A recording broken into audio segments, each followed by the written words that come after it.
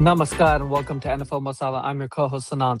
And I am your other co-host, Rakshak. Welcome to Season 5, Episode 6 of NFL Masala, where we talk about all the latest happenings in the NFL with a little bit of spice. How are we doing today? Oh man, you gotta say, because it has been a while since we posted our last episode. And there's a reason why. There have been a lot of life changes for both of us. So I'll just break it down briefly before we move on to what is the topic of this episode, which is going to be a breakdown, the first of 8 breakdowns that we're going to have this season, and we're starting with the best division in the NFL, the NFC East. And for that, it's the NFC Beast. Exactly. There you go. The NFC Beast. Though I'll only say 2 teams of that division are kind of categorized as beast. The other 2 are just minnows. In that instance, we'll decide which ones are which at the end of the episode. But anyways, so before we do that, we have a guest coming up, and then we'll break down the guest. We'll break down the episode, and then before we do that, let's just talk about why we have been kind of missing in this podcast space for the past 2 months. From my end, I got in an accident in Colombia when I went skydiving. I fractured my ankle. So I've been recovering from that. It's been a long, arduous process, but I am doing okay now. Which is why awesome to hear. we're taking it off. Yeah, for a long time. So that was mine. And then the second bit, ladies and gentlemen, specifically ladies, Rakshak is now off the market. Congratulations to my man, Rakshak. He is now occupied with a life partner. Yeah. Go ahead, bro. Break it down. I'm gonna say this like for those who have been trying to hit your shots and all that stuff. I've been in a relationship with the partner whom I really love for a full year, and who knows, maybe mid-August or late September, it could happen. It could happen. And, it could happen. I mean, yeah, but and of course, watching the FIFA World Cup, which has dominated all of June and July, we've had our hot takes and everything. But before we go, and remember, I know we love the beautiful game that is football. Right now, we got to talk about America's beautiful game. That is American or gridiron football. And I want to do the bet, and I would love to bring out our guest for today. He is the veteran of the Riding the Bench Eagles podcast. He is an OG doctor, Mr. Asif Bhatia. Or Asabati. What's going on, everybody? How we doing? Wow, man. That is, first off, let me just say first, Rakshak, congratulations to you. I mean, that is phenomenal. Happy news. I'm glad you are finding happiness in your life. And Anath, my goodness, what a hell of a that was just one sentence. You went skydiving and fracturing in Colombia. And you just left it at that. There's nothing else out of that. I mean, my goodness, dude, that's a big deal. This dude's a trooper, man. Anna is a trooper right there. It was fun for the 5.5 minutes that it lasted until the end, but oh well. Wow. Okay, I don't mean to delve off topic too much, but I do have to inquire here. Okay. Yeah, dude, please do. First off, you went to Colombia for what? Number 1. 2, how long were you there before you went skydiving? Okay. And then Rakshak, you tell me, man, you said August seems to be the date. That seems to be the date. August will most likely be I think it'll be most likely be like a court. It will be like a court date, and then based on what the family and the priest are going to be going up ahead, they will do the traditional ceremony or the shadi. Yeah. In India, so that's all. You're going to Bharat for the shadi. My goodness, look at you, man. Look at you. Gotta do what I gotta do, brother. Phenomenal. And now Anna, now you gotta tell me. Okay. Yeah. Colombia trip, skydiving, fractured. I mean, my goodness, dude. You gotta expand on that a little bit more, man. Oh yeah, 100%. So here's the full story, right? It was a university sanctioned trip. Mhm. They, as you guys know, I'm doing my MBA at University of Michigan at Ross. So a lot of these big time business schools, they have these spring break trips. So, and that tradition is spring break in Colombia. So it was about 200 of us there in Colombia, and it was for about a week. And the skydiving part was actually an impulse that a couple of my friends were doing, and I was like, you know what, might as well do it. And it was on the last day of the trip too, so I Mm. was able to enjoy everything before I went skydiving. And it was in the morning. It was like 7 o'clock in the morning. Okay. All right. But That's a yeah, positive. That's a positive. Wow, man. Holy so and you completely fractured it? yeah. Jeez, man. Damn. So and now again, I don't mean to keep picking your brain. This is just such an incredible story. Mhm. So when you fractured it, did you stay in Colombia for extra time, or No, you went I flew on the back. plane? I had to. I put it in the Dude, like, sprint. I Damn. came back. I like was like, I Anand ain't is like a trusting freaking Colombia. trooper.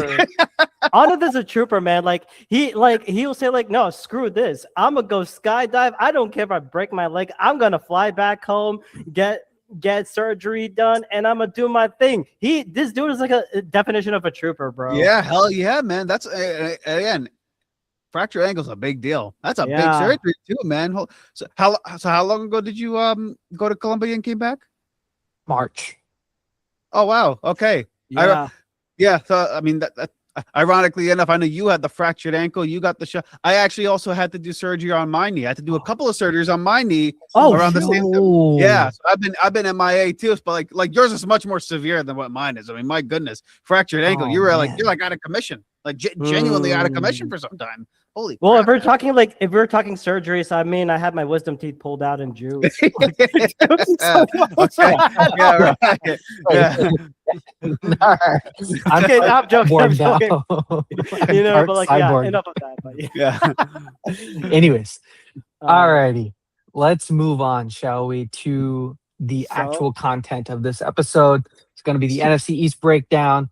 We're going to start with the Commanders, move on with the Giants, and then we're going to finish off with the two best teams of the division, and then we'll do like a final division final thoughts, right? Well, Um, if you want to talk about the two teams, let's just specify really quickly the trash can that is in the south of Texas, and then and also the birthplace of independence. So just so you know.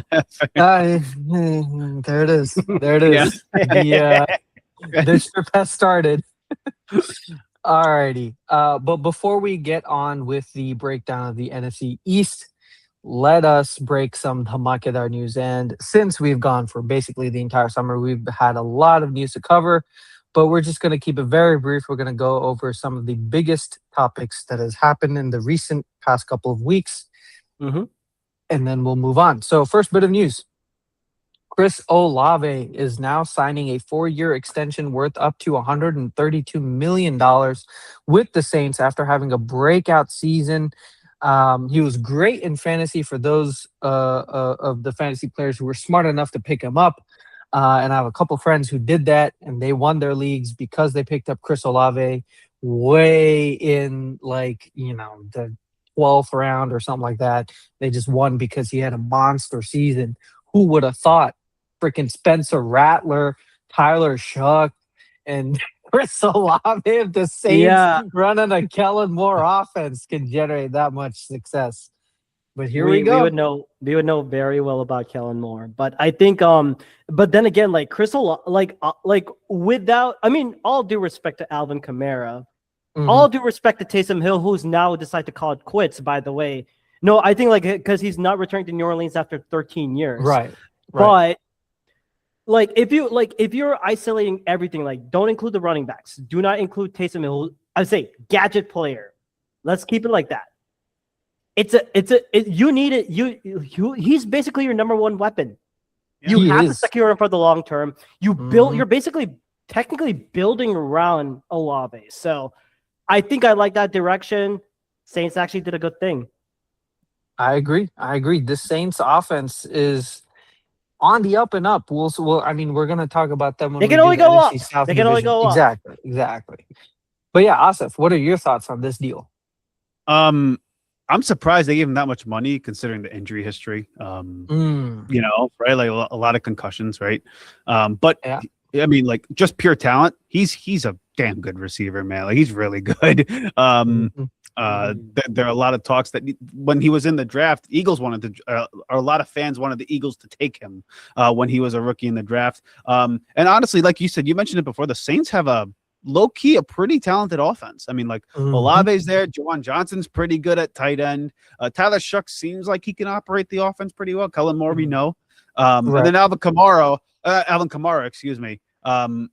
Just I think it's underrated running back. I think he's just been like really solid throughout his whole career. And they recently signed Travis Etienne. Oh, see, so there you go. So that's another nice 1-2 punch over there. And they also have like Kendrick Miller, and I forget who they had, like the other rookie running back. I think like we could talk more about that, like exactly. He's like a bigger guy, right? Like he's like their power back. So they have a nice crew of guys there, and in NFC South, that's just like not a good division. Kind of the opposite of like NFC North and the NFC East. Like it's just like not a good division. So like that's a team that look can like you said, be on the rise. And a sleeper that can actually make the playoffs and win that division. So watch out for the Saints. But good congratulations to Chris Olave. Getting the bag is a big deal. So I agree. Alrighty, Rakshak, what's next? Oh, and this comes from the land of CBS, and it deals with a Mr. Tony Romo. As we all know. This is why, like kids, this is why you don't drink and drive. And I mean, pretty simple out there, folks. Yeah. There are too many options out there for you to not drink and drive. Uber, Lyft, your friends, if you have any. Yeah, so apparently, like because of him getting arrested, I'm not gonna go into full details because this is basically the Kachara news of this of this one. CBS Sports has announced that analyst Tony Romo is leave from his role until further notice, and during that time, guess who's gonna be replacing him? JJ Watt is gonna replace him and he's gonna work a good replacement. Better than Romo. Hire Watt. Romo can keep on golfing wherever the hell he wants, and he can. So he's replacing him for the year. Is that what it is for this? I would think so because I don't think he because because of what that shit he pulled off. No juju for them. Right. Understood. Wow. How about that? Did not know that. Alrighty, one more bit of news, wide receiver news. This being DeAndre Hopkins. He is now completely retiring from the NFL and expected to join Georgia Tech's offensive coaching staff as a wide receiver coach from this season onwards. So kudos to Georgia Tech for getting one of the best wide receivers of the 2010s, of the 2000s, honestly. Man, he's up there in terms of his entire it was like entire career, roughest parts of Houston Texans offense. So congratulations to him. Now the debate is going to be, is D-Hop Hall of Fame worthy? I think he'd be in the Houston Ring of Honor or the Houston Texans Hall of Fame. 100%. But to be like a Hall of Fame wide receiver, I honestly don't know. I don't know if he cracks that thing like what he did like T.O. And I know like during his 10 years like with I think he was with the Ravens and he was also with the Chiefs when he helped them out on that mini Super Bowl run. But I think like but you cannot deny like what Hopkins has done, like his ability of like route running and his breakout speed. Like he was like the number one option. And when Deshaun Watson was not being a douchebag, I mean like there like D-Hops was like that guy. And I don't know if it's Hall of Fame worthy, but definitely a Ring of Honor or something. A Ring of Honor in like Houston or hell, Baltimore even. or like some other team. Maybe not Baltimore, but yeah, definitely Houston. Yeah. Mm-hmm. I tend to agree with you. I don't think he's Hall of Fame. I don't think he's a Hall of Fame player. And if he does, it would be like, way down the ballot. Right. But as you mentioned, prime DeAndre Hopkins was one of the best receivers I've seen in my time watching football, and some of the best hands I think I've seen. Like, to me, the comp is Chris Carter in that sense when it comes to his hands, right? Like, he just was automatic. Not dropping. Just did not drop the ball.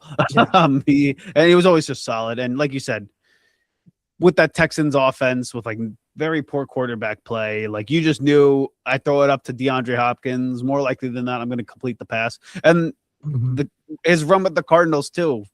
Kyler Murray's 10 game, right, exactly. the 11, 12 game year, right, with Cliff Kingsbury. Like, he was excellent with the Cardinals too, changed life for them. So, one hell of a player. Congratulations to his career. Like you, definitely a Ring of Honor guy. Don't think he's a Hall of Famer though. Right. All righty. Moving on to the last bit of news. Another wide receiver news. And last but not least, I would say that Mr. Deebo Samuel, aka D. Biatch Samuel, because my intense hatred for that dude. Like, I mean, like, all as a way of respect. Great wide receiver, but I hate him when he plays against the Eagles. Somehow he has our number. I'm gonna say this off the bat so I can clear off anything. He is now reunited with the 49ers after some injuries with Ricky Pearsall and Christian Kirk.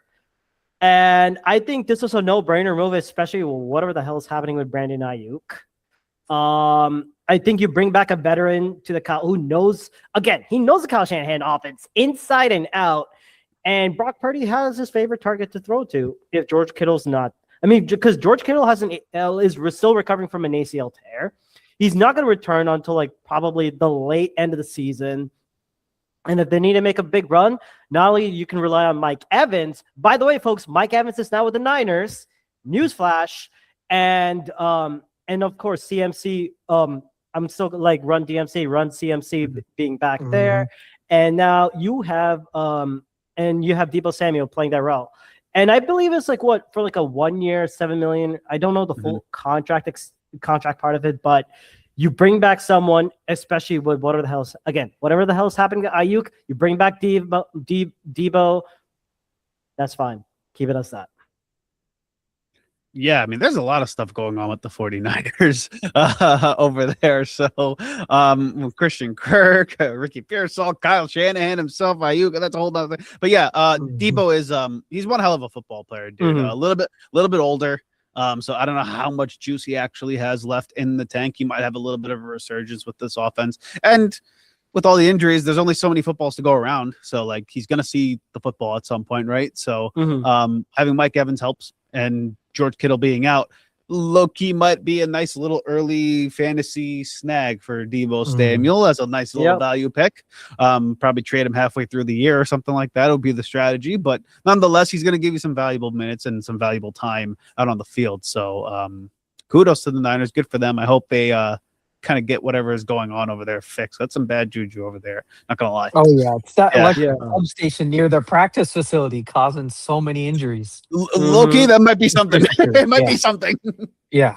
And it's something over there at Levi's. Yeah. Ain't no doubt. All righty. And before we go on, I have a mini Ruckchuck rant I want to get off my chest. Okay. I still, for the NFL, after what we saw with the FIFA World Cup, why the hell are you not keeping the grass? You're putting it back on turf, which is complete, utter bullshit. I hate it. There are only, 2 or 3 stadiums who actually have natural grass. Packers, Eagles, and I think there's like one or two others. I think the Chiefs might have it. I think the Chiefs have it, right? Yeah. Or Chicago might have it, right? Chicago might. Well, probably Chicago and Kansas City are not going to be like at those stadiums because they're going to they're going to move out over there. They're going to move out right now. I know the Eagles in like a few years are talking about trying to build a dome like in Philadelphia. No. Hell no. Because they want to host the Super Bowl. They want to host the Super Bowl at some point. That's what they really, really want. You know? So like, well, you got to have a dome. It's tough to have a Super Bowl outside. So yeah. Again, like I don't think they should. I think they should do like the little half dome things, but like that's not like Buffalo's doing. Right, Dude, like something like that. Like you could Tampa Bay close it if hosts- you want to, but like Right. I'm sorry, but Tampa Bay hosted a Super Bowl at Raymond James Stadium. That was an open stadium, not closed. It's also Yeah, but Florida. that's It's Florida. Florida. Exactly. Okay. In February. Okay, Yeah. fine. Yeah. Fine. Anyways, but we agree with you. We agree with you. It should not be closed. Or Yeah. it should not Okay, be. let's get to It it, should not brother. be open. All right. Let's move on, shall we? To the NFC East breakdown. And before we get started, one more bit of news. I have created, for my analysis sake, I've created a ranking system based on 11 pieces of statistics, 11 statistical metrics that go across offense, defense, and special teams. Actually, it's 13. And it's going to take into a lot of different holistic measures and a little bit of individual contributions from the quarterback. And it's going to, in my eyes, create an objective metric of how to view each of these teams from an offense, defense, and special team standpoint. So I'm going to be using that as my major analysis for all of these teams and their 2025 performances, and we'll see how that moves on to the next year. So now everything out of the way, half an hour into the podcast, let's actually get down to the meat and bones of this episode. And that's going to be starting with the Washington Commanders. Oh boy.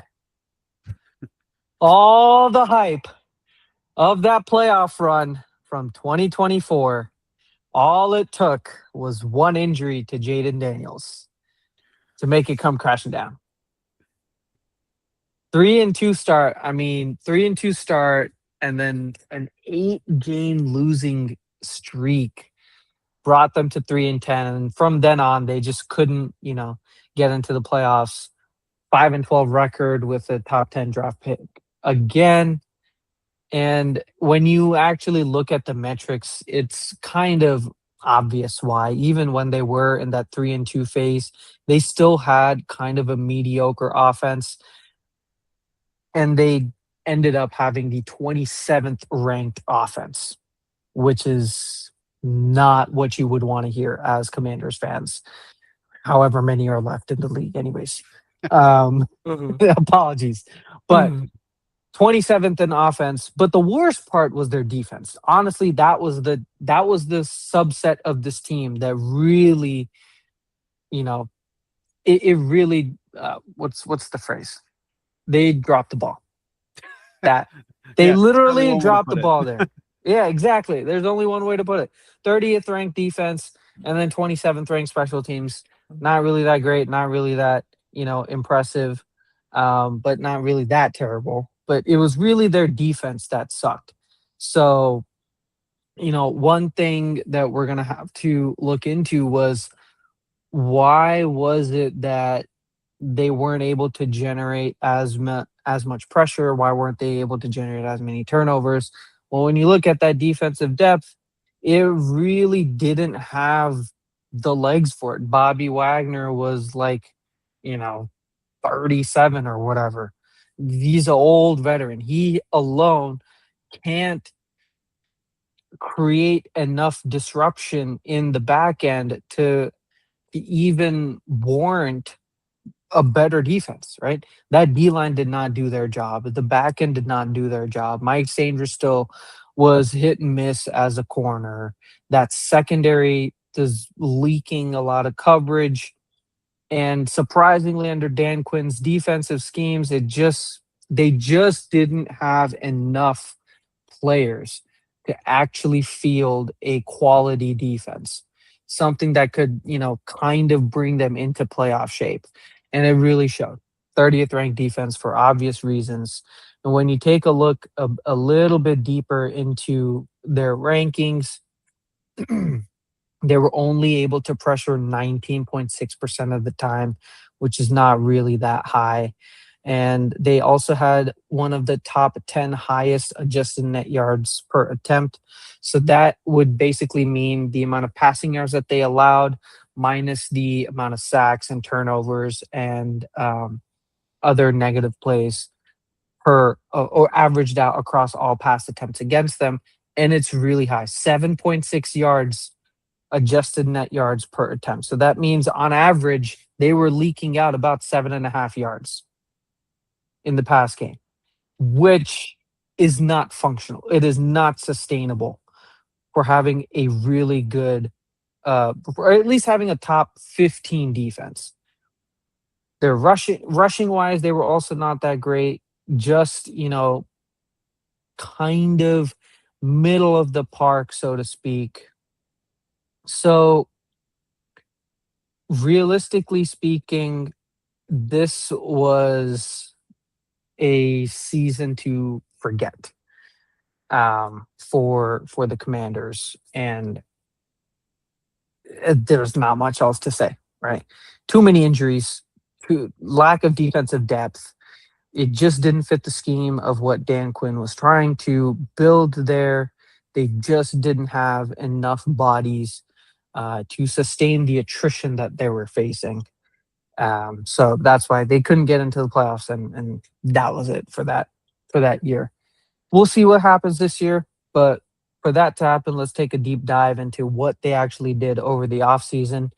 To help them with their pass rush generation aspect, they brought in Odafe Owe on a 4-year, $96 million deal from the Chargers. Very good signing, I would add. It's going to create a lot of pressure up front, especially on that D-line with Deron Payne. So trying to bring up the juices, so to speak, to generate some of those extra sacks and maybe potential generate more turnovers. And then in the middle, to help Bobby Wagner, they have Leo Chanel on a 3-year, $24.7 million deal from the Kansas City Chiefs, who is, in my opinion, a really good linebacker, especially one who fits well in the system that Dan Quinn runs. Chig Okonkwo on an offensive side, they brought in for a 3-year, $27 million deal as a tight end. Some more defensive line help from the Texans. Tim Settle, 3-year, $23 million deal. Amik Robertson, CB from the Lions, 2-year, $15 million deal. Nick Cross, safety from the Colts, 2-year, $13 million deal. Caleb Chason as like a rotational edge rusher, 1-year, $11 million deal. Charles Amenahu, rotational edge rusher from the Chiefs on a 1-year deal. So they brought in a lot more 1-year deals, but the key pieces on their defense, Dafe Owe, Leo Chanel, Tim Settle, that is going to definitely bolster that D-line, starting D-line and front seven. And then when you look at their draft picks, one of the best things that they did was getting Sonny Styles from Ohio State with the 7th round pick. That's what you could get when you get a top 10 pick. You get quality blue chip prospects, and Sonny Styles is one of them, especially playing in that 3-4 defense that Washington runs. So definitely bolstering up that front seven is going to help, at least on paper, improve their defense. Let's see if it is, in action over the course of the season. But that's definitely going to bolster that team, that back seven. Now, obviously, Bobby Wagner is not here. I think he retired, I believe, if I'm not wrong. But he's not on the team anymore. So you have, as your front seven, you have Tim Settle, Deron Payne, Javon Kinlaw, Odafe Owe, Leo Chanel, Sonny Styles, Caleb Chason. That's a pretty good, not maybe strong, but it's a pretty decent front seven that's going to generate some attempts, some sacks, some pressure, especially against weaker opponents. And the NFC has a bunch of weaker opponents that the Commanders are going to face over the season. So I think that was really good on them. Bolstering that back end as well with Amik Robertson and Nick Cross is pretty decent. Now, the players that they did let go of, Tyler Biadasz, for some reason, they didn't. I was surprised that they let him go, especially since they really don't have that much offensive line depth. and Jaden Daniels was also top 10 in scramble rates in the past 20 years for quarterbacks. The other player who was higher than Jaden Daniels was Mike Vick in 2003 with the Eagles in terms of scramble 2003? rate. So 2003, yeah, that was so Falcons. that might be later. Right, Might be that 2006. and that was But it like was Mike Vick who just wanted to run. Like, Yeah. exactly, yeah, it's like Jaden exactly. Daniels is running for his Mhm. life, essentially. Yeah, Right. yeah. So I was surprised when they let him go because when you look at their offensive depth chart, then that offensive line is really kind of shaky. Obviously, you have Laramie Tunsil and their recent draft pick Josh Connerly as their tackles, Chris Paul, Nick Allegretti, and Sam Cosmi in the interior. I really think that Tyler Biotish would have probably been a better fit there. Nick Allegretti seems to be a good pick, but maybe not on the same caliber as Tyler Biotish. So surprising that they let him go, especially considering they have $20 million in cap space and Tyler Biotish only signed a 3-year, $30 million deal. So it wasn't a super expensive deal for the Chargers. And then the other players that they did let go of are just, some depth pieces. So all in all, they definitely, from a offseason perspective, they bolstered their front seven with quality players. They did let go of some key pieces in the offensive side, which I was surprised that they did. They didn't really, I mean, they brought in Antonio Williams as a wide receiver in their third round draft pick. But when you look at their weaponry, besides Bill Krosky Merritt and Scary Terry, Chico Okonkwo's going to be there. But besides them, I really don't see a lot of quality offensive weaponry for Jaden Daniels to work with. I mean, you have rotational, like role players like Diami Brown. They also brought in Traylon Burks for some reason. Can't catch a freaking ball, but okay, I guess. You They mean have the Luke same McCaffrey. Are you talking about the same Traylon Burks that was picked by the Titans because of the idiotic move that they did to trade away AJ Brown, then an Eagle? Yep, Had to that ask. Traylon Burks. That Traylon Burks. So yeah, overall, I think they made some key moves, especially on the defensive front. And then when you look at some of their coaching staff changes as well, they brought in Anthony Lyon, Anthony Lynn. There we go, as running backs coach. Wes Welker as an offensive assistant, and William Gay as defensive backs coach, and then John Pagano as outside linebackers coach. Basically, just improving some of the lower tier coaching staff. Now, in terms of my final season expectations for this upcoming year, I really don't see that big of a change. It really hinges on Jaden Daniels' health. If he can stay healthy, if that offense can get on track, score some points, not make that many turnovers, if the defense can generate enough pressure, it can generate some turnovers, give more opportunities to the offense. If the players can fit Dan Quinn's scheme well, then I can see the Commanders a 10-7 team in the wild card as a playoff team. That's a lot of ifs. Number one being Jaden Daniels being healthy. Jaden Daniels is not healthy. This team is a train wreck. It's not going to be that successful. 6-11. But I think honestly, they have made some really good additions, but they need one more year in this rebuild. They need more offensive weaponry. They need more offensive line depth. They need more defensive line depth. They need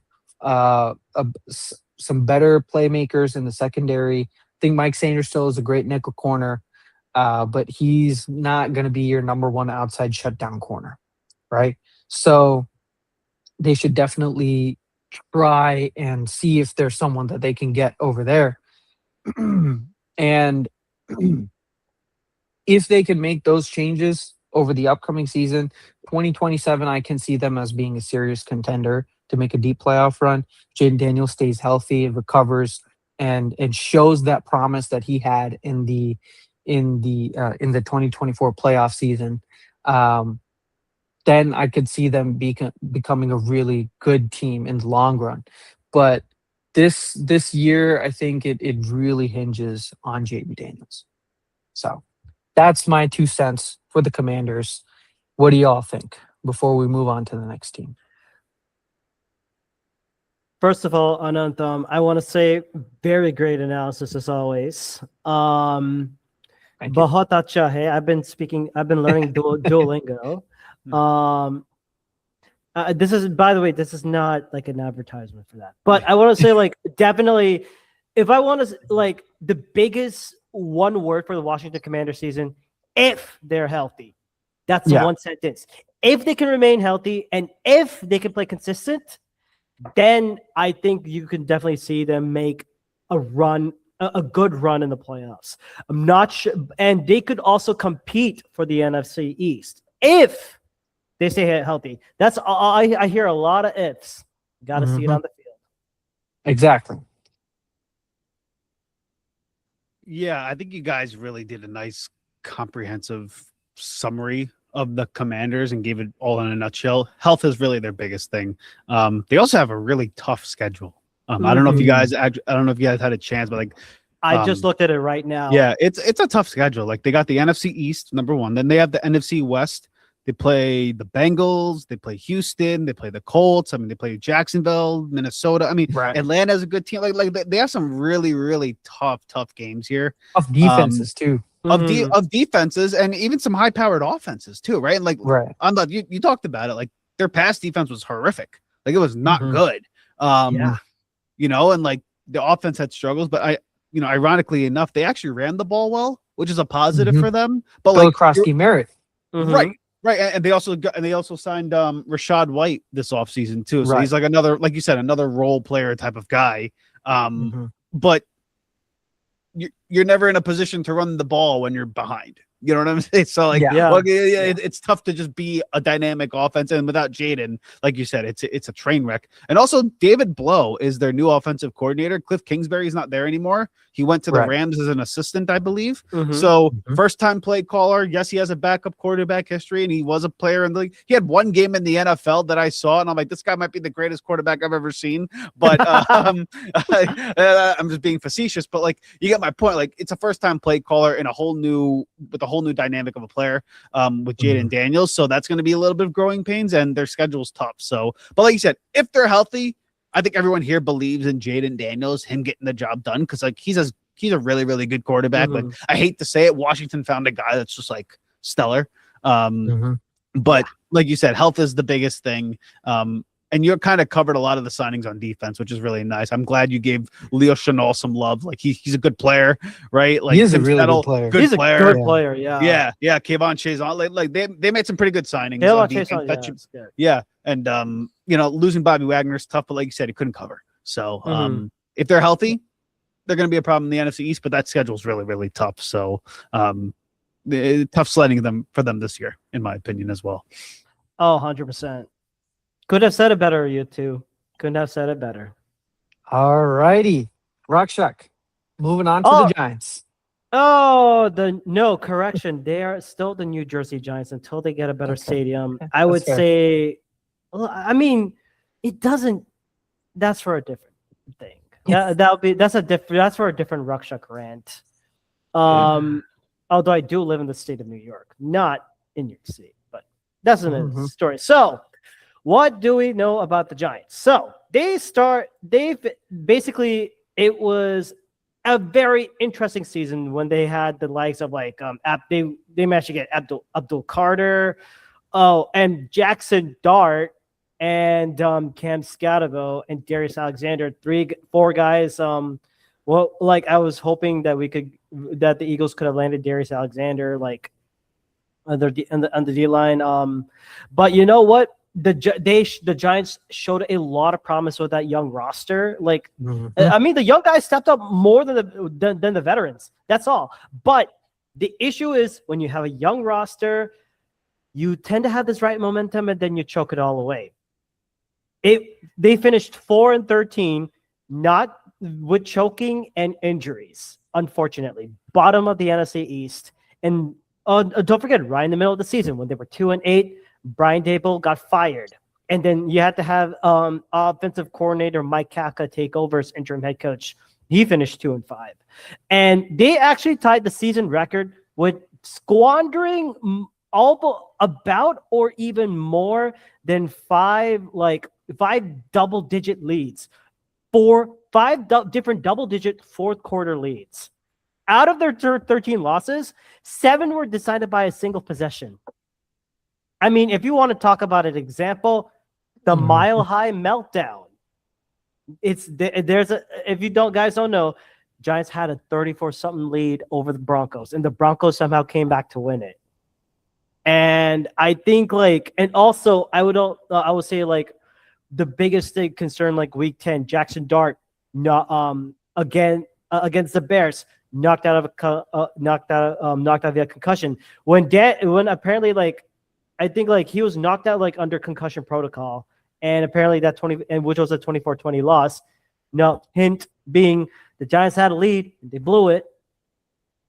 But I mean you have to also look at this. They have young talents that they're going to build around. Jackson Dart and Cam Scatterbo. Those are the two guys. If they don't get CTE, then yes. We're bringing that up. Yeah, okay. Man. Cam Scatterbo's walking CTE. So he's officially CTE Scatterbo until he gets his thing. Yeah, fair enough. CT Scatterbo. Okay, so Jackson Dart, remember, with his 12 starts, he did throw for 2,272 passing yards, 15 touchdowns, and 9 rushing touchdowns before CTE. And then before concussion and Cam Scatterbo, unfortunately, with that broken leg. But you have to take into account Abdul Carter has stepped up. But now you have to look at what the Giants did during the offseason. There was the major blockbuster, Sexy Dexy, Dexter Lawrence. They traded him because he could not get a contract extension. They traded him to Cincinnati Bengals, or the Bungles, until they fix their shit. To quote Urinating Tree Nevermore.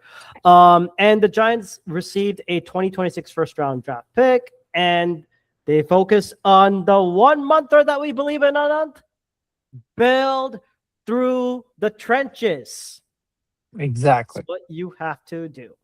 But before we talk about the players, let's talk about the coaches, because that's what was very interesting. Apparently, Joe Shane kept his job. I'm very shocked about that. He should have been his ass should have been at the door. But I'm not here to judge. I'm just here to observe. So their head coaches, they went with John Harbaugh from the Ravens, 5-year deal, and I think because of his ability to actually keep double-digit leads and winning in the final possession, and his experience, that really helped out with John Harbaugh. He's more of the defensive-minded coach. Remember, John Harbaugh is part of that old Jim Johnson, God rest his soul, defense. That scheme when he went, and then of course offensive coordinator, which I thought was very interesting, was Matt Nagy. He's going to be helping out with Jackson Dart. And defensive coordinator, I really like this one. Former Titans coordinator Denard Wilson, who, by the way, Eagles are. Did we lose Ruckchuck? Oh no! No, man. Darn, he was going to highlight a good point too. Denard Wilson's big time. Oh darn. Yeah, look, I don't. Yeah, I don't have the notes that Ruckchuck has on Denard. All I know is that when he was in Philadelphia, 2022, he was with us when we went to the Super Bowl the first time with Jalen. He was our defensive backs coach, and he coached up James Bradbury, Darius Slay, and the Chauncey Gardner-Johnson on the back end, right? So he's a really Yeah, really good coach. He got them to play really good ball. And the second he left, that's when that's when Darius Slay had a little bit of a dip. James Bradbury had just a drop off. Rockchuck is back. I There we don't know go. what the heck happened. There we but go. Apparently, but guess what? You did not lose me yet. So where was I? Denard Wilson. I mean, like I think like thank you, Asif, so much for covering. That's why birds of a feather flock together. By the way, folks. Yes, sir. I would say I mean like Denard Wilson. He brings that experience. He's worked under Harbaugh, and by the way, he was kind of under that Jonathan Gannon. I'm not gonna say anything about him. I promise. Scouts honor. But definitely this. But I think what Denard Wilson, he will take that defense, make it a lot more aggressive. That's what I know. That's what and he's also good at developing the defensive backs. See what he did with Kyle Hamilton back in back with the Ravens. Yep. And apparently the only guy that they kept was like outside linebackers coach Charlie Bolin. He's still retained from that 2025 staff. And also he got promoted to a defensive run game coordinator. That's some news. But yes, we did talk. I did touch about the Sexy Dexy trade. I think that was like what the hell was that by the Giants? But they got some draft picks. I mean, their cap is looking a lot more favorable at the moment. But like some of the big signings that they had, if I'm not going to go through all of them, but the biggest ones would be Tremaine Edmonds, linebacker, 3 years, $36 million deal. He will basically wear that green dot, meaning he will receive the communication from either Harbaugh or Wilson, and he's fairly good as an experienced linebacker, working with stopping the game from going away at the late period. Also, you bring back the likes of You bring Isaiah Likely from the Ravens, 3-year contract, follows Harbaugh. And also, don't forget Darnell Mooney, 1-year contract up to $10 million. And now with Malik Neighbors still coming back from injury. And by the way, Juju Smith and Odell Beckham, a young wide receiving core. They got some experience. They got some veterans coming in. And I don't forget Greg Newsome. He's now signed as an experienced corner. DJ Reader, and I thought like what was also underrated was the Javon Bullard. I think it was like Javon Holland. I think. Yeah, Javon Holland. Yeah, Javon Holland. Definitely a very good. I thought he was like a very good signing. And also what else? I mean, there's like some other names like Braxton Berrios, like some more like 1-year deals, but. Are Darius Washington, Jordan Stout, Patrick Ricard, Isaiah Likely, 4 Ravens bringing into that, and I think like that also shows like they know the Harbaugh system. They can coach up they can also help out their other guys too. Now, some of the departures that I saw, we all know about the Sexy Dexy trade. There was also like I thought like another big I think like one of the big ones was like Wan'Dale Robinson being gone. He is now with the Titans for 4 year 70 million. Cordell Flott with the Titans. Titans are picking up Giants players, like 3 of them. Like I looked at from Spot Track, 3 of the highest pick: Wan'Dale Robinson, Cordell Flott, and Daniel Bellinger. All gone to the Titans. How about that? Brian Dable's there too, though, right? Huh? Who? I think Brian Dable's the coordinator there now. He's the Brian Dable's there. Yeah, he's with Robert Saleh. Yeah. Yep. And I mean, like it was just like more like, and also Demetrius Flanagan fouls, not that much of a big thing, but he's now with the Bills. But and of course the trade, everyone's talking about. Oh, the Sexy Dexy trade. How are they going to bounce back from it? Guess what they did? So a little bit of the draft recap. Round 1, they picked up. I thought they would go safety. I did not want the Cowboys to take that one player, but apparently they decided to go inside linebacker Arvo Reese. Now with Bobby Okereke being released, you bring in like a very athletic linebacker from that Ohio State defense. He can play in the front 7, and you pair him up like in the line. I mean, you pair up Arvo Reese along with Brian Burns and Tremaine Edmonds. Woo, that's going to be good. That is going to be a nasty place. And then with the 10th pick, they decide to shore up on the offensive line. Francis Mauigoa. And I think like they take that one of the biggest like prospects from Miami. He can play inside to right guard. And especially with and he basically comes in if Andrew Thomas is injured or when Jermaine Illuminor's contract expires. They actually get like some backup on that. He did allow 1.1% pressure rate as offensive tackle past season when he was an All-American at Miami. I mean, and then of course, like they did shore up on the secondary. They got Colton Hood from Tennessee. Helping out with Paulson Adebo and Greg Newsome. Like Colton Hood, 6 foot, 195 pounds. He basically is a John Harbaugh, Denard Wilson type. Works with the 50-50 balls. And Malachi Fields, wide receiver from Notre Dame.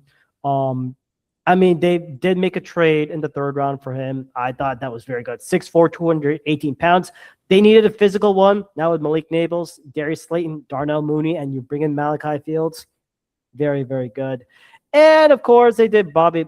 And then they shored up on more on the offensive and defensive line. Just like J.C. Davis, O-line, Bobby Jamison Travis, defensive tackle from Auburn, and Jack Kelly, linebacker from BYU. Not that much from there. But I thought like their draft, they focused a lot on shoring up on that line. They want to because what John Harbaugh preaches is physicality. You play aggressive. You play until that whistle ends. You do not lapse. That's what he will demand out of this team. And those guys they're like the blue collar kick ass ones. That's how you do it. And I think, and with that, here are a couple of, and like I think like if you were to look more specifically with the Giants, if you looked at their offensive scoring last year, they were 22.4 points per game. Passing offense 214.5 per game, and rushing offense 119.7. Not bad, but the defense was just bad. They were 26 in scoring defense, allowing 25.8. Total defense surrendering nearly 350 yards per game.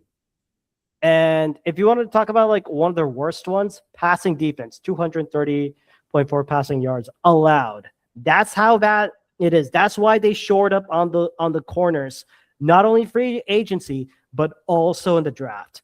But I think like overall, I would say like some of the free agent signings, when I saw like some of them were like 1 year, 2 year contracts, they're more band-aids. It's all about the player development in the later rounds. And if I were to look at their schedule, it's very, very nasty because, of course, you're opening Sunday night with the Cowboys, and then you have to go to LA. Then next week on Monday night, and then Sunday you play off against the Titans, Cardinals, and then you have a stretch where you go Commanders, Saints, Texans, and then you go to Philadelphia after the bye, Washington, Jacksonville, Indy, San Fran, Super Bowl champs, Seahawks, Browns, Lions, Cowboys, Eagles. It is going to be rough, but with John Harbaugh, I think this Giants is they'll always play tough. They're going to be feisty if they can stay healthy, if they cannot screw up one possession leads, which I think like they will do less of that, but because I would say it's a mix of young and old. So it's like you can't quantify how bad they're going to lose and whatnot. But I would say I think their ceiling is 8-9. I feel that their ceiling is an 8-9 team, but under at worst 6-11.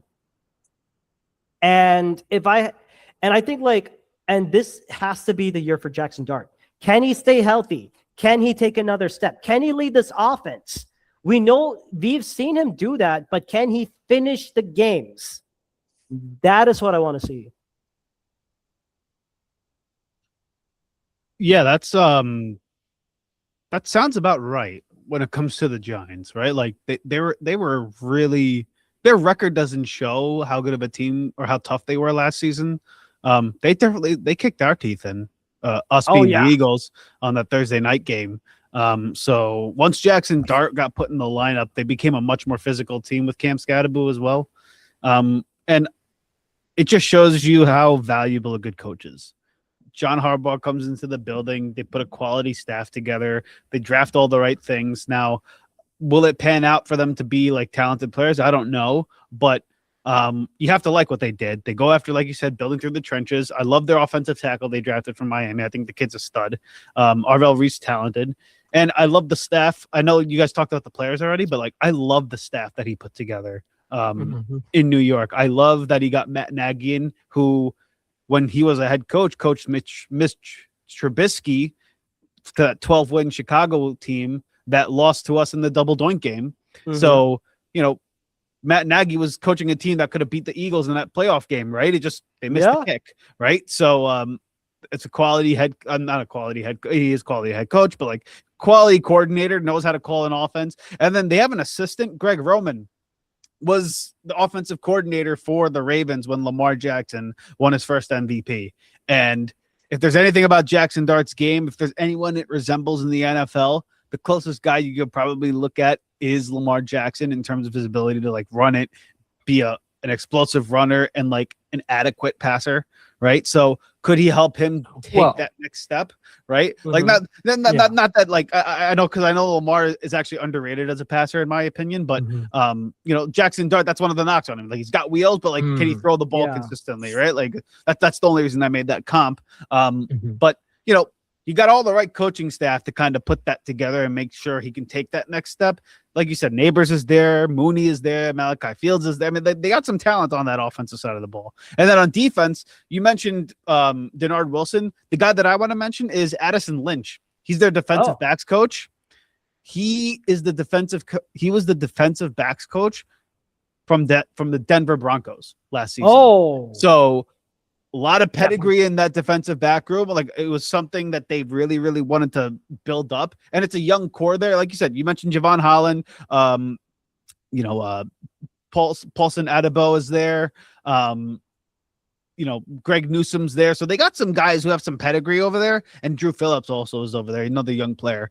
So it's a work in progress on the back end, but Denard Wilson being there, Addison Lynch being there, John Harbaugh being there. I mean, it's a completely new identity now with the New York Giants. So like you said, I think your ceiling of 8 wins, it's like right on the money, in my opinion. Their schedule is tough. But, if they're healthy, like you said, they're going to be in almost every single game that they play. So I like what they did this offseason. It's a tough team, and it's the NFC East, so like all those NFC East games are going to be tough for them no matter what. But I just don't see how they get past 8 games because that's a brutal schedule, in my opinion. But I tend to agree with you. It's a pretty good synopsis on the Giants, if I could say it myself. So appreciate it. Alrighty. So your Shandar Player of the Year, Jackson Dart, taking another step. Yeah, I think like this has to be I think this is the year for Jackson Dart. Like I think he should step up. I think he has the ability to step up, but can he stay healthy? Like I know it's like you saw like he has that ability to like escape the pocket. I mean, he did that against the Eagles. Yeah, he killed us with his legs, man. He killed us. And I think like, but like the thing is like, now that we've seen the tape, how are they going to adjust it? And I think with John Harbaugh and Matt Nagy, they will show like some variations, and I'm very interested to see how teams go up against them. Yeah, man, and do they line up against the box, or do they rely more on that ground and pound game, especially when they had like that running back duo? If I think it was not only just Cam Scadaboo, Tyron Tracy. Yeah. Oh my. Yeah. I think like several weeks he was a fantasy guy. Yeah, man. He wide receiver converted to running back. Guy can catch too. Like he's a good player. Good player. Definitely. Alrighty, moving on to the Cowboys before we finish off with the best team in the division, the Eagles. From a Cowboys perspective, Well. What else do we have to say? Quite reminiscent of a specific New Orleans season, Saints season in 2008, where you had a star-studded offense, the Mm-hmm. great QB performing really well, but the Oh yeah, defense just Super Bowl completely gave MVP up. Dak, Super Bowl Completely. MVP Rain Dakota John Prescott. Oh my God, he's so good. Shut the hell up. Please keep Hey, going. hey, hey, this is why I said 2008 and not 2009 when Drew Brees actually won the Super Bowl. 2008, Drew Brees had a 5,000-yard passing season. Now, Dakota Prescott ain't Drew Brees, but he did perform well. The Cowboys had one of the best offenses in the league with George Pickens, with Javonte Williams as their running back, with CD Lamb, obviously, Jake Ferguson as an underrated, but I would say a top 10 tight end in the league. That offense was really, really good. When you Mhm. look at it from a statistical standpoint as well, they had the fifth best offense when comparing passing, rushing, QB metrics as well. But the defense, that is what killed them and got them to this not that Not great of a Eberflus. yeah, yeah. It was 26th in the league. 26th. That's better than I That thought. is exactly. That's That's better than I thought.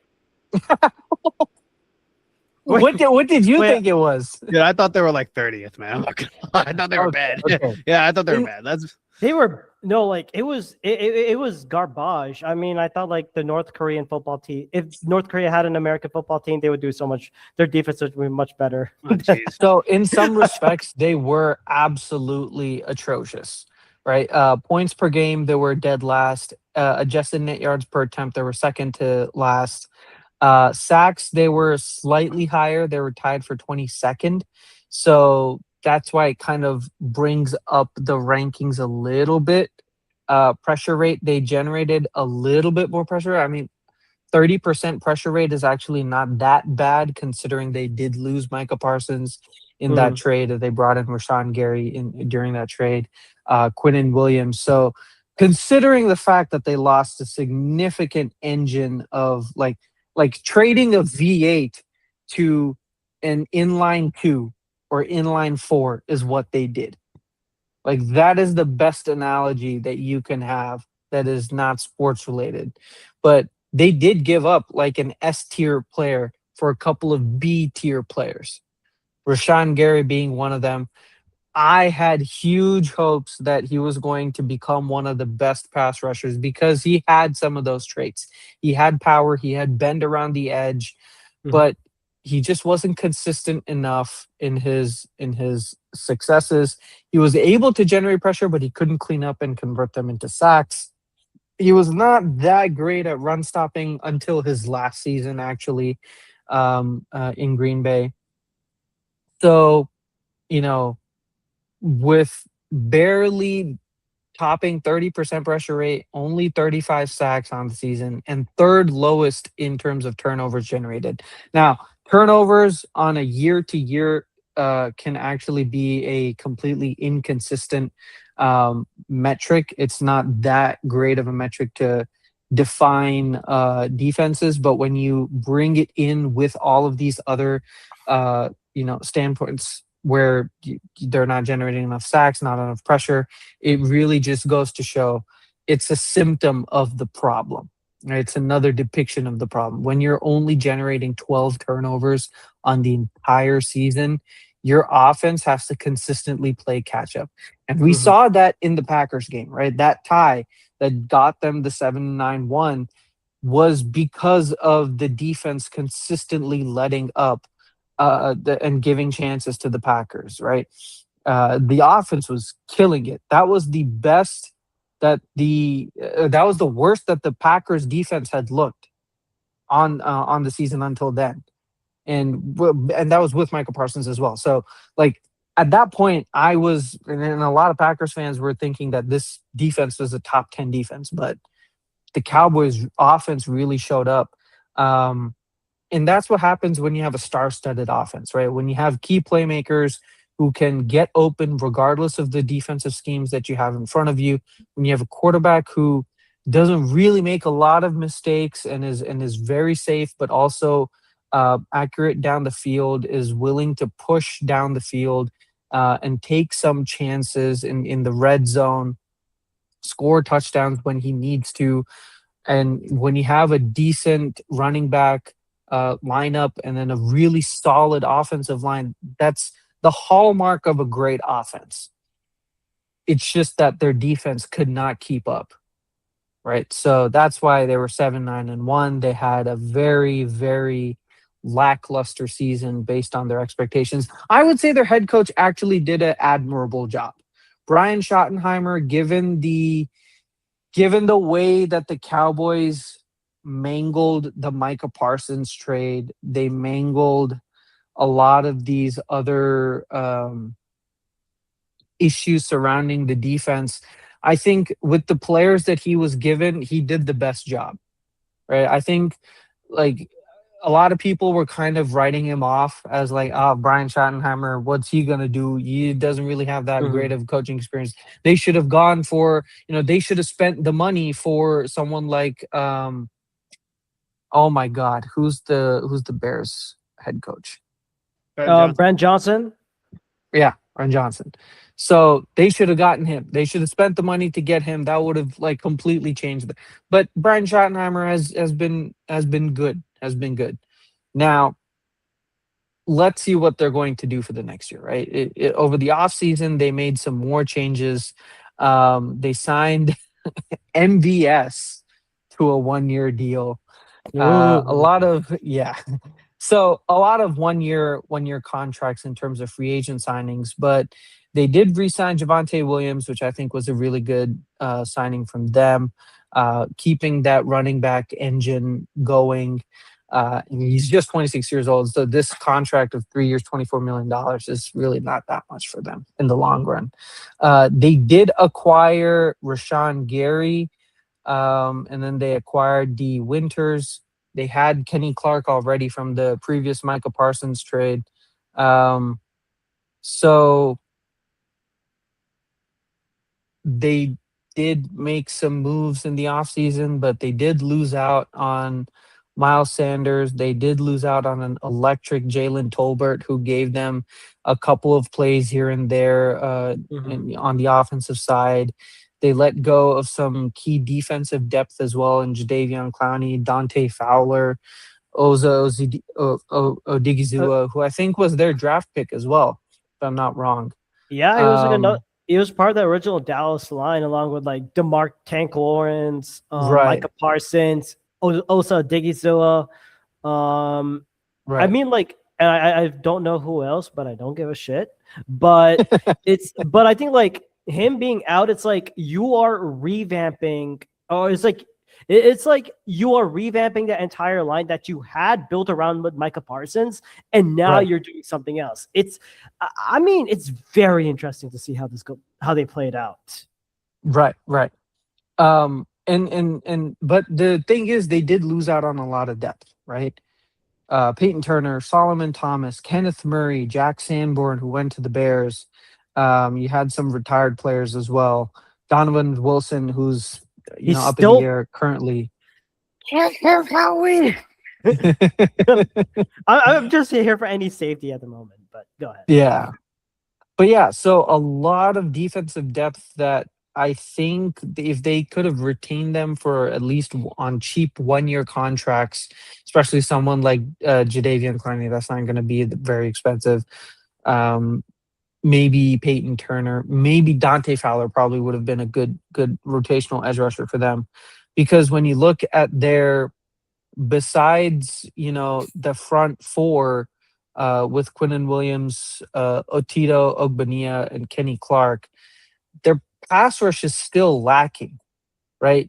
It's requiring Rashawn Gary to step up, which I think he's well past the age where he's going to have a miraculous up-and-coming season. You have DeMarvin Overshown. He is going to be the catalyst of this defense, because he was that before his injury last year. And when he went out, you could really see the wheels just completely locking up in the back end for that defense. He was the one who went really sideline to sideline. He was really good in coverage as well, especially over the middle of the field. So I think him coming back from injury is going to be very good for them. Donovan Ezraku, who I really loved from last year's draft, a late round pick for them. Maybe he takes a step up. But again, this defense does not have the star-studded pass rusher that they had. If they had paid Micah Parsons a while ago and they still made some of these moves, they would have had a top 5 defense. But this defense, even on paper, doesn't really seem that great. I would be surprised if they make it into the top 15 because I just don't think they have the legs. They have good players on paper, individually speaking, but are they going to gel well in this scheme, right? Now, the one big improvement that they had was in the draft. Getting Caleb Downs as a safety, one of the best blue chip prospects from this year's draft at pick 11, that too. So that is going to be a very, very good key addition for them to help solidify the back end, to at least maybe generate some more turnovers. At least if they can generate some more turnovers, maybe they don't have to generate a lot of sacks or pressures, but if they can generate some more turnovers, give their offense some more opportunities, maybe they can outscore some more opponents and get from a 7-9 to maybe a 10-7, right? Maybe 11-6 if that defense holds up, especially the rushing defense, right? Malachi Lawrence coming in from Florida, Jashawn Barham from Michigan, and some more depth pieces. But Caleb Downs is going to be an immediate contributor, probably going to be in the running for Defensive Rookie of the Year, given his talent and the position that he's going to have on the field and the amount of presence that he's going to command. But when you look at it holistically speaking, their other corners kind of a hit and miss. Deron Bland, great at generating turnovers, but he can also give up some big plays. Malik Hooker, kind of the same thing. From a back end standpoint, Jalen Thompson is there, Kobe Durant. Now ESPN has listed Caleb Downs as a nickel corner. He played kind of like a safety, like hybrid safety corner position at Ohio State. So we'll see if he's more flexible as like a strong safety in one scheme, in a cover 4 scheme, but in nickel he comes down and plays nickel. We'll see if how they utilize him. Maybe it's like maybe he's not Kyle Hamilton, but maybe he's a little bit more like a Nick Emanwari or something like that. Yeah. Someone who moves around in the backfield, but isn't necessarily an outside corner, shutdown corner, right? So we'll see how that goes. But if he's the only guy there and Deron Bland is the only other person there, there's going to be a lot of ways for opposing offenses to scheme up, ways to get open over the middle of the field, right? If the outside of the field is going to be guarded by Deron Bland and Caleb Downs, well, the middle of the field is going to be way open because maybe DeMarvin Overshown, he's not going to. We'll see how he recovers from his injury, but maybe he's not playing at the same level that he was before. So you might have some 2 tight end packages that are going to split open the middle of the field, and you might have like an in route that comes in, or like a slant or some other crossing route that's going to get chunk plays after chunk plays, right? So that might be the possibility, and this passing defense is going to be gassed again, game after game after game, because I don't think they just have enough talent in the back end and in the front 7 to consistently keep opposing offenses on their toes. So overall, now maybe one thing that really does help them is Christian Parker coming in as their defensive coordinator. He was another bright mind from a defensive prospect, from a coaching prospect. From I think he was on the Broncos before, right? He Yeah, was their DB's coach that really led the Pat Surtain and all of that secondary to be excellent. So maybe he brings that magic here and turns this defense into a top 15 defense, right? Maybe on paper they don't look like a unit, but under the right coordinator, Christian Parker might be that coordinator. They can figure out a scheme that fits, that takes the strengths of all these players and gels it really well. They also brought in Derek Ansley to their defensive staff and Ryan Smith. But the big change, obviously, is Christian Parker as the new defensive coordinator.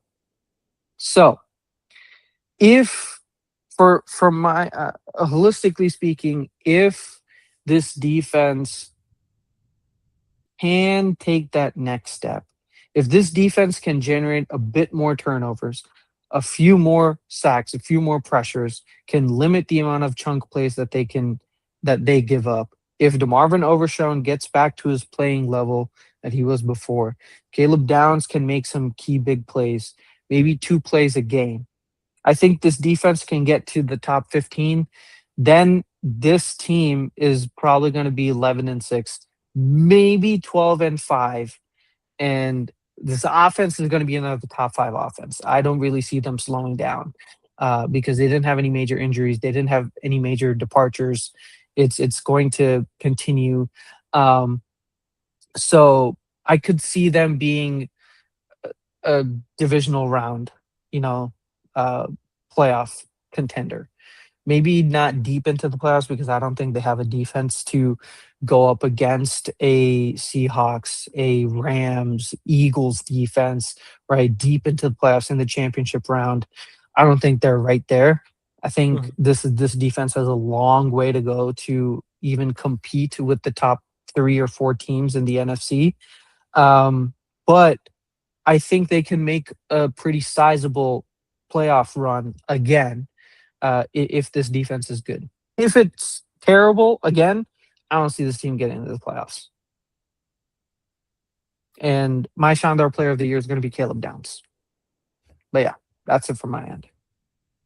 And I think well said, well done, my man. I think honestly, what the Cowboys do really well, they're very good at drafting.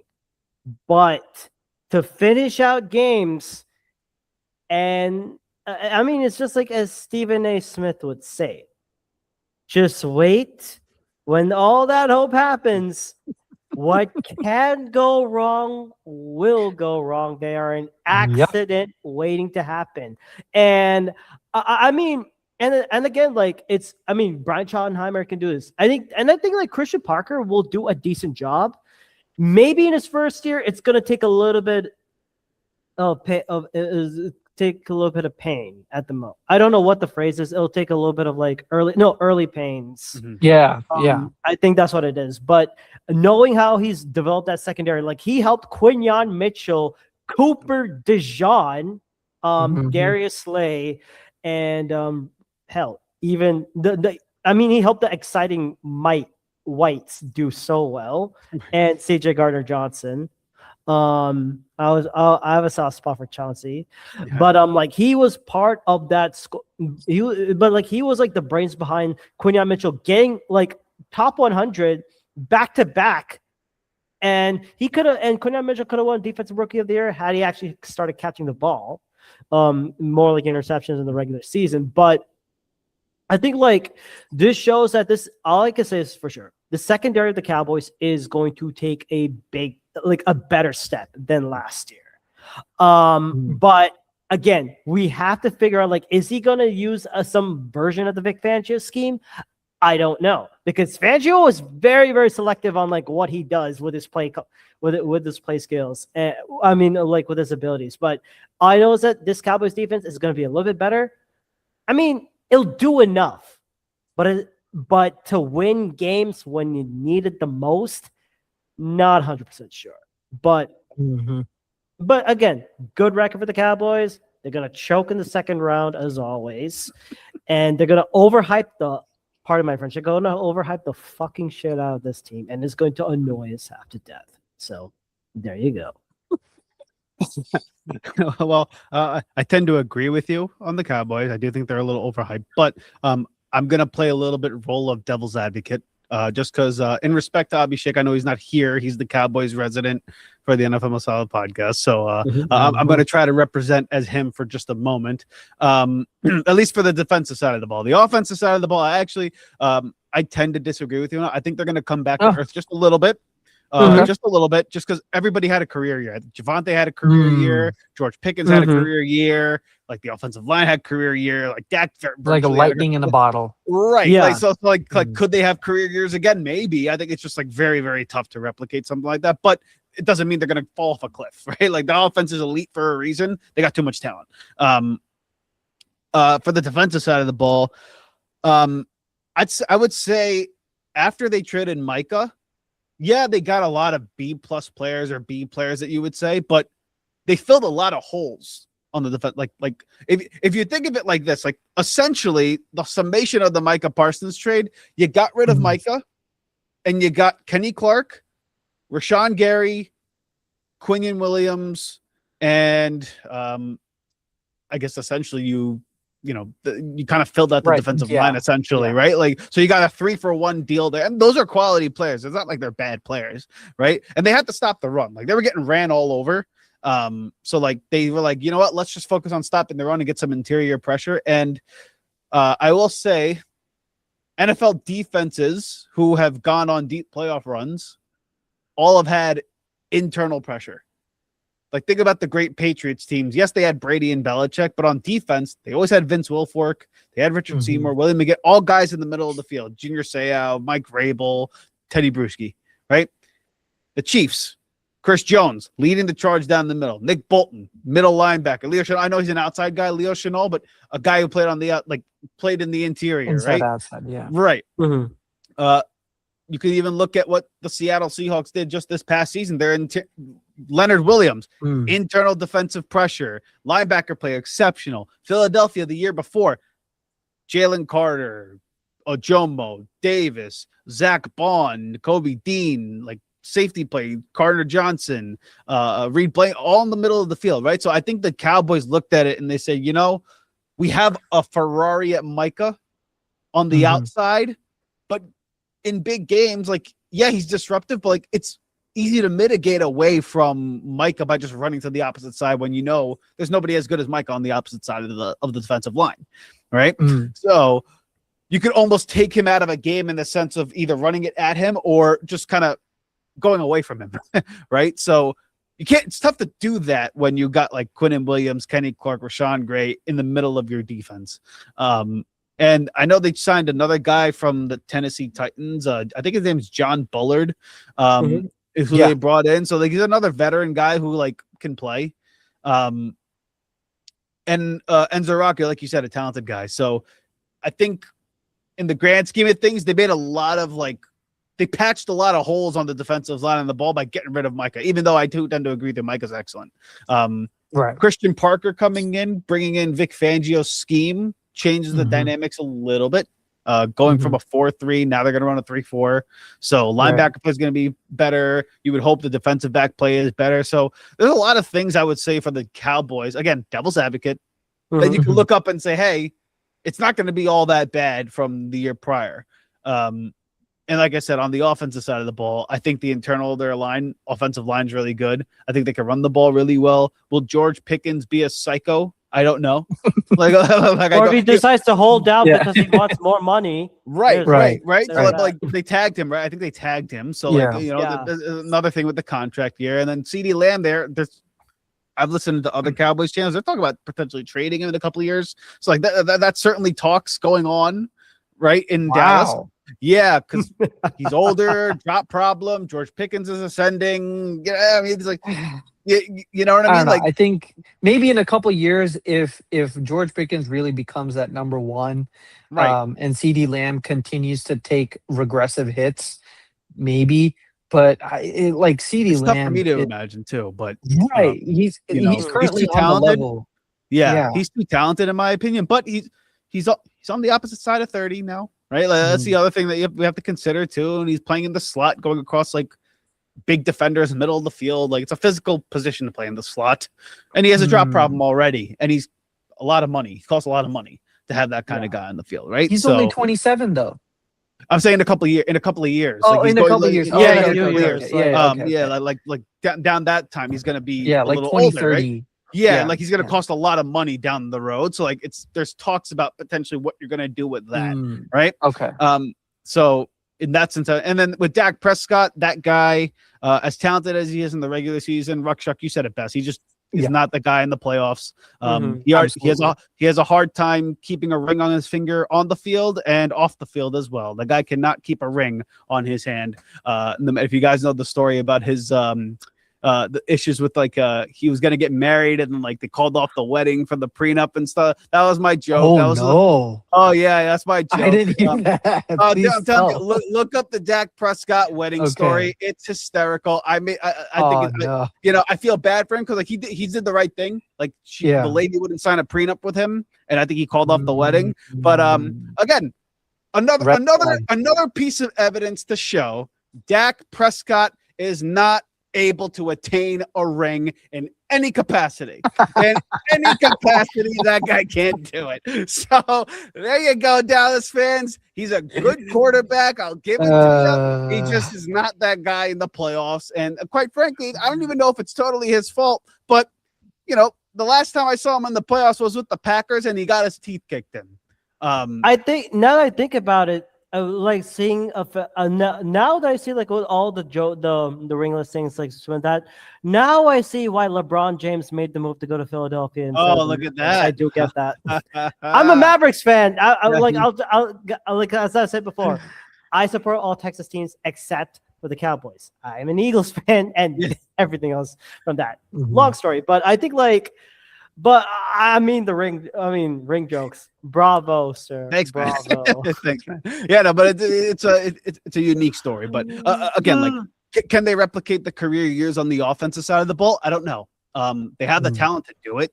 It's just like 1,700 from Pickens, 1,200 from CeeDee Lamb, 1,200 from Javonte, 700 from Jake Ferguson, Dak Prescott playing out of his mind. I mean, like it almost seemed like right. You're asking a lot.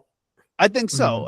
At least, well, now, could you get like a little, like maybe like 85-90% of that and still be a really good team? If, like you said, if they can be a top 15 defense, now you got a problem if like that's the case. So now that's a team that can really make a run.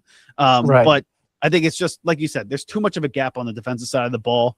First time play caller on defense, young players you're relying on, and then a scheme change.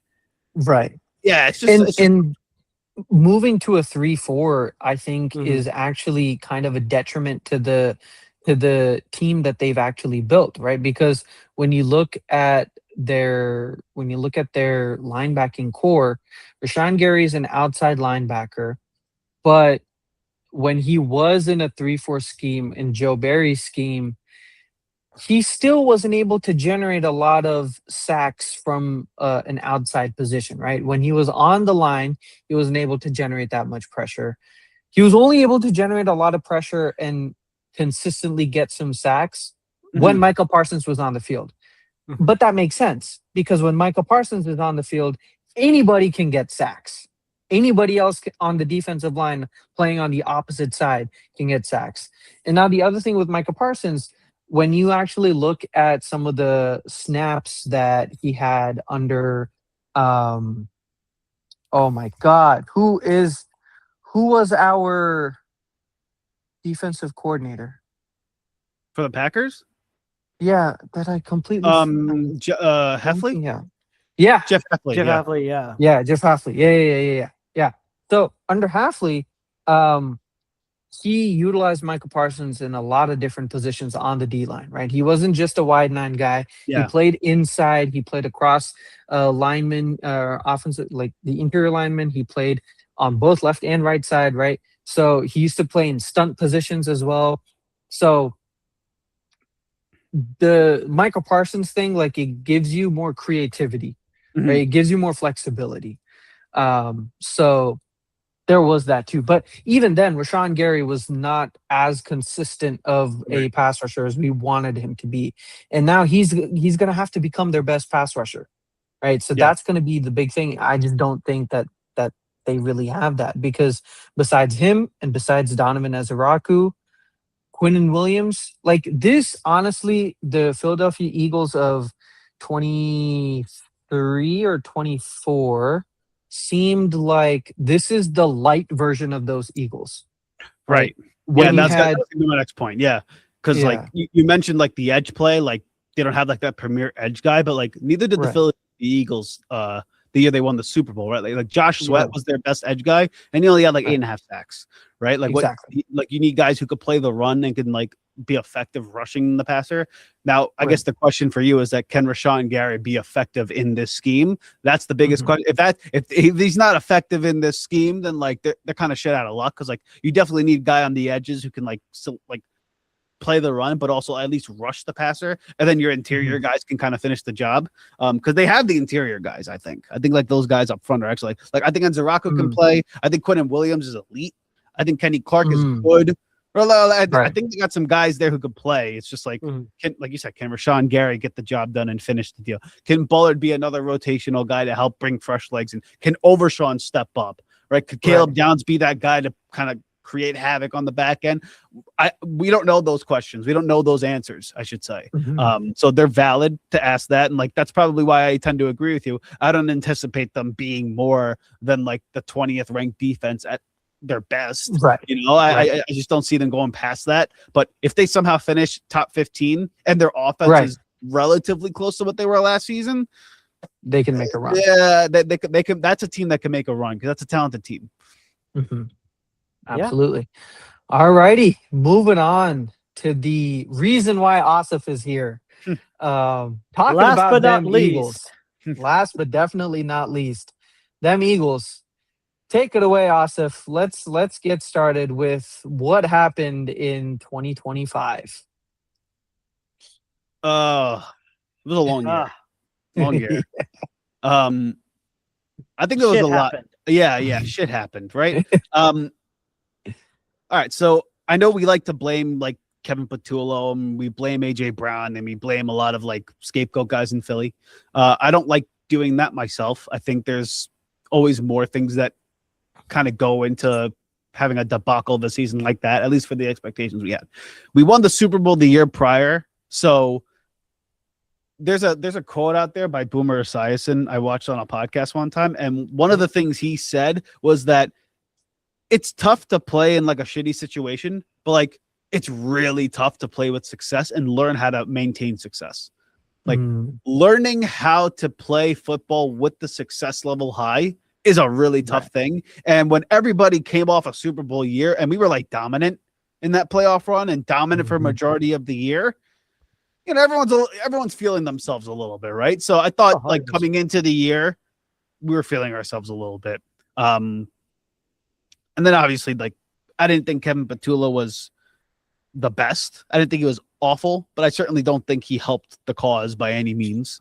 So they ousted him. I know Jalen Hurts had a career high in touchdowns and stuff like that.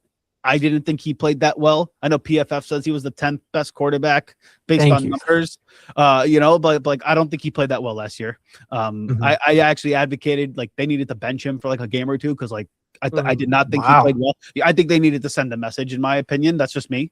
I don't think he should have been ousted in Philadelphia the way some of these fans, you know what I mean? I think he's good. He just needs to get a message sent. Yeah, like just I agree with Asif on that one. I think like there were games like Jalen Hurts was like, bro, what are you doing, man? Just take it easy. Like go out a play or two, reset, and then come back in. Or a game. Like there are some games I looked at. I'm like, dude, you go 2 halves of football without completing a pass. I get it. The coach was not good. But come on. Well, you're getting paid $50 million. You can't find one completion? You can't get me one? I mean, and then 1 half where you had negative yardage. That was bad. 3 separate halves of football, and you're $50 million quarterback. And the year prior, I was saying you were an elite guy. Like that, like elite guys don't do that. Okay. Like elite guys don't, right? So like you can't have that. Yeah. I don't believe he's a bum by any means, but like, you Right. gotta hold the guy accountable, right? Right. And then AJ Brown, I was a supporter of AJ Brown. I know where he was coming from. However, you can't manifest it out to the public and have it divide a locker room. And I think that's what happened. Right. And also, Jeff Stoutland had a lot of bickering and problems with in the season too. A storyline that not a lot of people are talking about. That did not end pretty. So I think because he's not on the team now. no, Yeah, he just was ousted essentially. They sent he sent a memo or he sent an Instagram post saying that like I appreciate my time in Philly. I'm going to be out as coach now, right? So there's some turmoil internally in that locker room that came out onto the field, right? And like nobody played well. Saquon Barkley didn't play well. I thought the offensive line took a lot of shit. They were ranked like 7th in the NFL according to PFF. They were like top 10 in pass protection. They were not bad in the run game. So I thought they got like a lot of shit, even though they didn't play great. There's no doubt about it. Like they missed blocks and stuff, but they got a lot of shit for the play of like the skill guys that I thought did not play well. And the other thing, sorry, no, please. No, go ahead. Yeah. I just wanted to say one thing about the offensive line. I think a lot of reason why it seems like the offensive line that gets a lot of flack is that sometimes I see this a lot. Jalen Hurts holds on to the ball way too long. Oh yeah. Takes on so many sacks. He takes on blocks that are not necessarily there. He holds on to the ball too long. So I feel like the offensive line has to play that long. And it inevitably makes some mistakes. But I just wanted to say that. Yeah, and to that, I think part of that is he's coached that way. They ran an offense where they don't throw to the middle of the field. Since he came into the league, he's thrown like 99 passes across the middle. Wow. That's I think like that's like Russell Wilson on the Seahawks. Yeah, and that's the thing. Like, I don't know if that's Jalen because he can't do it, or if that's because the coaches don't think he can do it, and they tell him, hey, I'd rather you take a sack than turn this ball over. I'd rather you throw it out of bounds than try to throw it and thread the needle across the middle of the field. Because the one game he tried to do that last year was the Charger game. And ironically, he had 4 turnovers in that game. But if you listen to quotes outside or after that game, nobody on the offensive side of the ball was upset with Jalen. Because they were saying, at least he went out there and let it rip. He tried to give us a chance. Like finally, you were aggressive, right? Risk so it, So, Bruce Arians said it: no risk it, no biscuit, right? Like sometimes you got to take a chance, and when you have guys like AJ and Devontae and Dallas, you got to take a chance to like let these guys make a play, 100%. Right? So, like I think part of that, this new scheme that they're running now, just to talk positive on the Eagles, you know, with the Mekhi Lemon draft pick and all the draft picks that they made. We gotta talk about Sean Mannion, man. Right. So like, will he come in and change life in Philadelphia? To be honest with you, I don't know. He's never called a play in his life or in the NFL level. He did help the Packers. You could speak. Yeah, I was about to say he's a good coach. Like you could probably speak more about it than I can. But like from what I've heard, nothing but positives about Sean Mannion. Really breaks down. Helped unlock Malik Willis and Jordan Love. I will say that. Like Jordan Love significantly improved in the 2 seasons that like Sean Mannion was his QB coach. So maybe the middle of the field stuff gets fixed, or at least you try and risk it a little bit more with Jalen Hurts this time, right? Now that you've also brought in Dontavian Wicks, who was a decent role catcher from role player from the Packers, especially over the middle of the field. But continue. No, but you're right though, right? Like it's a whole new scheme now all of a sudden that they're running. You're going from a power run scheme to like a stretch outside West Coast offense. West Coast. I'm calling it the Midwest offense until I see better, because like it's tough to change overhaul from what you've done that's brought you the greatest level of success in franchise history for the past 5 years to all of a sudden running a scheme that the Packers, the Niners, the 49ers, the Bears, Atlanta, all these Tampa Bay, all these teams are running, and you have a quarterback who's not known to be an on-time guy. 3-step, 5-step, 7-step drop back, get the ball out of your hands quick. A guy who uses the middle. That's not what he's known for. And and you're asking him to make throws. While I believe he's got the ability to do it, I don't know if he can do that on a consistent basis. That's the biggest thing for him. So can Sean Mannion unlock it? Maybe. I mean, he unlocked Malik Willis, as you said. Like, all of a sudden, he got him $30 million essentially from Miami, right? So there's nothing but positives on that end. And then on the defensive side of the ball, last season, I thought they were really good last season, and the offense let them down, but they had trouble stopping the run. And all of their losses, you look at it, they gave up like 160 yards rushing every single game that they lost. The Broncos, the Giants, the Bears, the Cowboys, all of them outrushed. And then Washington outrushed. And I forget the 6th game that they lost in the regular season. Maybe they only lost 5. And then it was the Bears. It was like the Bears, like just gashed. They beat us up. They did what we used to do to teams, beat you up, and we got beat up badly. So, bro, correction, we got our asses kicked. Yeah, it was not good. It was not good. We were not a tough team last season, and everybody's at fault for it. And on the defensive side of the ball, like I mentioned, Jalen Carter was not playing great. Jordan Davis, he played better, but like not good enough. Moro Jomo, not a run guy. He's a good pass rusher. And then now you made changes, right? So now you got, Jahad Campbell's now starting. Nice. Tariq Woolen's there. An upgrade from Adoree Jackson. Jonathan Grenard. We traded Jaden Phillips. He got a big contract to Carolina. We replaced him with Jonathan Grenard. Can he stay healthy? Jalen Carter got a big payday. Can he stay healthy? Can he live up to his end of the contracts? So now you have to say, okay, there's upgraded talent. Vic Fangio's still here. Clint Hurtt is still here. Bobby King is still here, linebackers coach. And Mike Pellegrino is now the defensive backs coach, who ironically went to my high school. Shout out Mike Pellegrino. Oh, Mike Pellegrino. Connecticut High School alumni. Go T-Birds. So he's now there, who was a coach in New England for a time being. And on the offensive side of the ball, it's really just a question. Can Sean Mannion unlock Jalen Hurts and get him to play over the middle of the field? And can he get Dallas Goedert and Devontae Smith the ball? Can this offensive line pick up this new scheme with Chris Cooper? Because I think Sirianni's a good coach. I think Jalen Hurts is a good quarterback. I don't think there should be questions about whether or not they should be on the hot seat. However, I do believe that the Eagles have a tendency to give themselves a little bit of a fail-safe and say, hey, it ain't Howie, it ain't Laurie, it ain't us. It's everybody else. They did it with Carson Wentz. They did it with Doug Peterson. They did it with Donovan McNabb. They did it with Michael Vick. They did it with every other quarterback in this building. Why not Jalen Hurts and Nick Sirianni? This is a big year for them. Yeah, right. It's a prove-it year. Which is horrific, by the way. It shouldn't be. Right. But in my opinion, it shouldn't be. No, but chips have fallen the way that way. Exactly. And they're setting it up that way. Now, and if he does it, you got a big payday on the opposite side. And if you don't, they got an option to get out of this contract and find a way to get a different guy in the building. So, but yeah, the season from hell from Philadelphia brought in some changes. AJ Brown's out, Jeff Stoutland out. You brought in some decent talent to try to replace it. I don't think you can, but the vibes right now in Philly are really, really high. Yeah, so, I mean, just to add. high.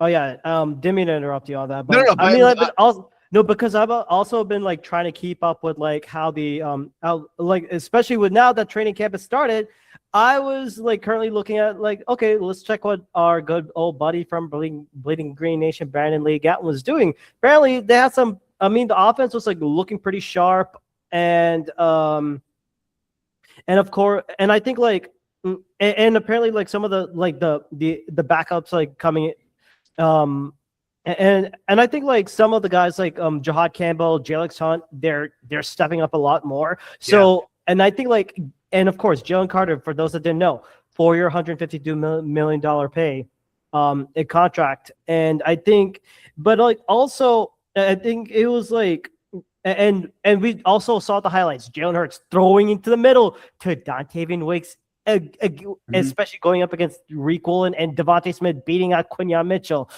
I know Q is going to get a little bit upset about that, but hey, you know what? It's training camp. And I'd love to see an iron sharpens iron. That's a trade. But I also do want to add in like, so far the vibes have been pretty good. And one sleeper draft pick that the Eagles got, I'm very interested to see Uar Bernard, the international pathway player. And of course, my homer pick, you know where I'm going with on this one, Anand, from Texas Tech University, Mr. Cole Wisniewski. I am so happy we got a Red Raider in that one. So, but I think like he'll be more of like a special teams gunner. Me too. Yeah, I do like the Makai Lemon and Eli Stowers additions.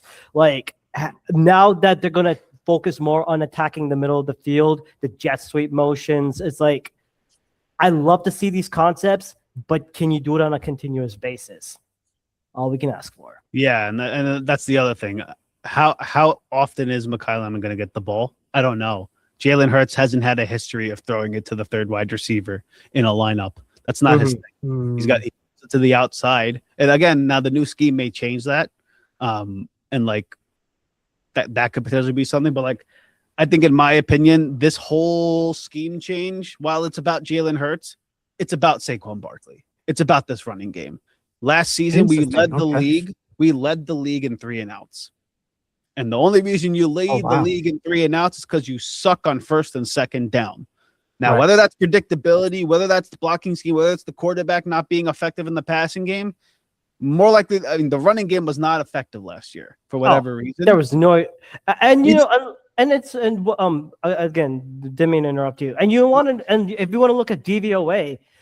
The Eagles are ranked 23rd overall in DVOA when it comes to rushing offense. And again, like some people say the offensive line and the easy setup. When Jalen Hurts is under center, you know it's going to be a run game. When he's shotgun and and like what's that empty? What's like the run option ski? Like what's that zone run? Zone read, yeah. No, that does not fucking work. And yeah, well, but in some cases, it's predictable, right? And that's been the biggest thing with this offense. It's that anytime he goes under center, there was like a 70% chance Saquon Barkley was running it through the A gap. Anytime you were in shotgun, you were running an inside zone. Anytime it was empty, obviously, you're going to do a quarterback draw as your run play, or you're passing it to the outside because you never threw it across the middle of the field. So like it's for an NFL defense, it's just easy to predict it. Hell, you had to remember a few years ago, CMC was with the Eli and Peyton Manning cast. He was predicting the plays on the telecast. God, right? Yeah. He's a running back, and he's predicting the offense, right? Like, can you imagine if these guys they study this offense and like we know what's coming, right? So hopefully, I don't know if you might be able to speak to this, but hopefully Sean Mannion might be able to bring a little bit of nuance, a little bit of something to this offense to activate some other guys on this team. So. And that's the thing, right? I don't think Sean Mannion was ever in that like intermediate, right? Between a position level coach to a play caller. There's an intermediate where you're a run game coordinator or pass game coordinator. I don't think he was ever that. I don't think he made that intermediate step. I think he was quarterback's coach, and now all of a sudden he's an OC. Yeah. So we don't know. So that's the big question. But like also to add a little bit more, like in case like I mean like let's say that Sean Mannion has a good season. We all like there's like if I were to make a Harry Potter reference, the Eagles offensive coordinating position is a defense against the dark arts. Every year we get a new one. But there is one possibility that I have hope for. Because if Sean Mannion has a good successful season, the Eagles somehow don't do the right thing and keep him for another year, and he goes somewhere else. Guess who the offensive passing game coordinator is? Josh Grizzard, who was the former offensive coordinator for the Bucs when he helped out with Baker Mayfield and Mike Evans. So you kind of have some kind of mini continuity to bring it in. But then again, it's all hypothetical. How does this new scheme apply to this Eagles talented talent pool right here on offense? Yeah. And that's the biggest question. I don't know. I have no idea. Yeah. And just one last point. I don't want to take too much of your time, guys, but you mentioned Jonathan Grizzard there, right? So this whole thing about the rotating coordinators, I'm wondering if the scheme change is meant to bring a level of like continuity. So that way, hey, if let's say the year after Grizzard gets hired as a head coach somewhere, well, now, you know what? I can go to San Francisco and hire an assistant coach to run this offense because now all of a sudden it's not a new scheme. All of a sudden it's just a new play caller. Or I can go to, you know what I mean? It's like running this new system because it's run across the NFL. Is that a way to keep consistency in the building because Nick Sirianni's not calling plays. And if you're winning Right. games as a head coach, you're not getting ousted. And I don't think he should be ousted. I think he's a good coach. Like for all intents and purposes, I think he's done a good job. So, but yeah, I mean, it's funny you bring that point up about Grizzard because I think that's another level to this. That's like them playing or looking at the long haul with this new change. So, but yeah, it's going to be interesting to see this Eagles team, man. I don't know what to expect with this thing. So, alrighty. So final record prediction and result predictions that you have, Asif, for the Eagles. I'm leaning in closer to a 9-10 win season. I think. Oh, wow. I think the initial input of this offense is going to take time. You're asking Jalen and this offensive players, this group of guys, to do something they haven't done in their entire career. I mean, Jeff Stoughton was here for 11 years. That's Lane Johnson's whole career. Lane Johnson has never played in this system, in this West Coast offense. Mailata, never done it. Landon Dickerson, they've all run power, inside zone, traps. Right. You know, it's going to require a lot more movement from the offensive line. All this offensive. You're going to have more screen games. You're going to have more, sweep motions. You're going to have a lot more movement from the tackles and from the guards. So right. Yeah, and that's another adjustment process. Like Jalen's never had a screen game in his career. Mm-hmm. He doesn't throw it underneath like that. He doesn't take checkdowns. Saquon Barkley, I know we like him I love him as a player. He has, to me, and I think numbers can dictate this, very overrated as a pass catcher. Like he is not very good with catching the ball. Every time he tries to catch the ball, I have a heart attack. I would say look up some of the numbers in regards to him as a receiver. He's not the best receiver out of the backfield, right? So all of a sudden he's going to catch swing passes. He's going to catch angles. Is he going to do all these things out of the backfield? I don't know. Devontae Smith all of a sudden went from wide receiver 2. Now we believe in him, but now he's wide receiver 1. And now A.J. Brown's not here. And he shifted defenses. Like he changed life in Philadelphia. Now, he was one of the best man-to-man coverage threats. Still is. I mean, like he's one of the best, in my opinion, receivers in football. As much of a head case as he is, I think he's a top 5 guy in football, in my opinion, in terms of A.J. Brown. You know what I mean? Like I know he had a down year, but like he's really good, right? So you lose that. Dallas Goedert, can he stay a full year healthy? I don't know. Death taxes and Dallas Goedert getting healthy. That's like really, man, I don't know. Like I have no idea, right? Like these are all questions that we have, and how quickly will it, or how much patience will they have? If they start with the Rams, then Jacksonville, Carolina, Dallas, at Washington, and then New York Giants. That's not an easy opening part of your schedule. It's a gauntlet. Yeah, and they play Washington, and they play Washington opening tap. So that's not easy. That's not an easy schedule to come out the gate with a new offense. I believe this defense will hold up their end of the bargain. I think they're going to be elite, a top 7 defense, in my opinion, minimum. Can this offense be top 20, 17? Like, it's the same question we have with the Cowboys, just the opposite sides of the ball. You know what I mean? Like, I expect this defense to be elite. Can this offense hold their end of the bargain? I'm leading more 9-10 wins. They're probably, in my opinion, I know we're kind of jumping the gun here. I don't know if they'll win the division this year. Will it be enough to make the playoffs? I don't know. NFC's tough. I think they'll get 10 wins just because I think there's too much talent for them not to. Yeah. But it's not going to be easy, in my opinion. I think it's going to be really, really bumpy coming out of the gate. Okay. All righty. Wonderful analysis as always, Asif. Pleasure having you on the podcast. Before we finish off, we're each going to have our final division predictions, who's going to be in the playoffs, some records for all the teams, and then we're going to call it a night. So, Asif, let's lead the way. Final division breakdown for records for each team, and then who gets to the playoffs. Okay. I'm going to go 10 wins with Dallas. Same with the Eagles, 10 wins. I think the Giants, like you said, 7 to 8 wins. I'm going to lean towards 8 wins. And I think the Washington Commanders finish the year 6 to 7 wins. And please, nobody do this shit. But we ain't do that. All right, no. But I think that's where we're at. I'm way too old for this shit. Fair enough. But yeah, I think since they're going to have the same record, I think Dallas, as much as I hate it, I think I'm leaning towards them taking the division. I think it's tough to win the division 3 years in a row. It's just not easy. But if anybody can do it, Philly can. Like I wouldn't be shocked if they won a division, but like I'm leaning towards 10 wins. I think we sneak into the playoffs as a wild card team, as like the 7th or 6th seed. Again, please don't do that thing. I don't mean to be punny, but like I think that's where we're at in terms of the NFC East, in my opinion. Okay. Rakshak? I think that's completely fair. I also think the Eagles, they'll probably go double-digit wins for sure, at minimum, because they have the talent, and some of the games they're going to win with talent, not in spite of. But I think I mean the Eagles will somehow win the division. They're going to tie with Dallas with the most wins. I mean, like at least like 10 or 11 wins at best. Eagles will win with some tiebreaker, which could happen. We've seen weird shit happen, but I would not be surprised if Dallas takes it.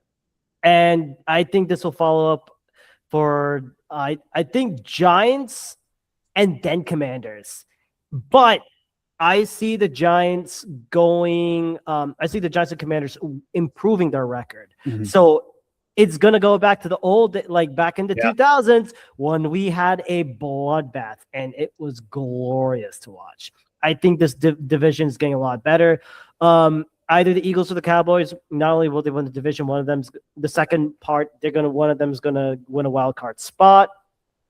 That's all I got. And of course, if I had a Shandar player, and I have a beat the dome moment right here. Makai Lemon, offensive rookie of the year candidate. Watch out. Wow, that's Makai Lemon that's my beat the dome moment right there. Make a note of it, Anand. Okay, will do. Alrighty. From my end, I think I'm a little higher on both the Cowboys and the Eagles. I just think that the competition in the NFC isn't really that great outside of Rams, Seahawks, Niners, Packers, Bears, unfortunately, Eagles and Cowboys. So I think they're going to have some success there. So I would probably say 11 to 12 wins for the Eagles, 10 to 11 wins for the Cowboys. Eagles win the division. I would say the Giants with 9 wins, and probably the Commanders, realistically speaking, probably around 7 to 8 wins, because I just don't think that Jaden Daniels is going to be the same exact guy that we were seeing in 2024. I think he's going to be like 70% of himself. Maybe next year we see the unlocked version of the Commanders. But yeah, so that's it. Thank you so much for joining the podcast, Asif. Where can they find you on social media? Sure thing. Well, it's always a pleasure, by the way, to come on the podcast with you guys. It's always a fun time. You could find me on YouTube, on TikTok, and on Instagram at the Riding the Bench Eagles Pod. You'll see a little green caricature of me. That is the channel. We talk about the birds, only the birds, nothing but the Eagles. So tune in, lock in with me, and we appreciate the support. Thank you as always. So we're gonna hit you. Oh my God. What is that? I'm going to have to edit this out. It's been so long. I forgot. Yeah, man, we're keeping it. We're keeping that shit. Thank you so much for joining. And we're going to now, dude, what do I always say? Well, you could, how about this? Let me see if I remember this part. You take it. If you love the episode, make sure you follow us on our following platforms: Google, Spotify, Apple, Pocket Cast. Is it still there? And we're also on YouTube. On YouTube, it is that's just NFL Masala. So for YouTube, make sure you like, share, subscribe, and click on the bell icon for more notifications. And we're also on our following social media platforms: Twitter/X, Instagram, and apparently not on Threads, because apparently Threads decided to disable the NFL Masala account. So screw you, Meta, on that one. But for IG, it is at NFL at IG, Threads, and IG, Threads. No, IG, Insta, and X, Twitter. It's NFL Masala. At NFL Masala 2022. and There or we go. NFL Masala. Whew, that's a lot. All right. And then we're gonna hit you guys with our signature outro. Go Pack Go. And fly, Eagles, fly. Thank you for joining in on an unhinged episode of NFL Very Masala. much unhinged. Thank you. Good night. Peace.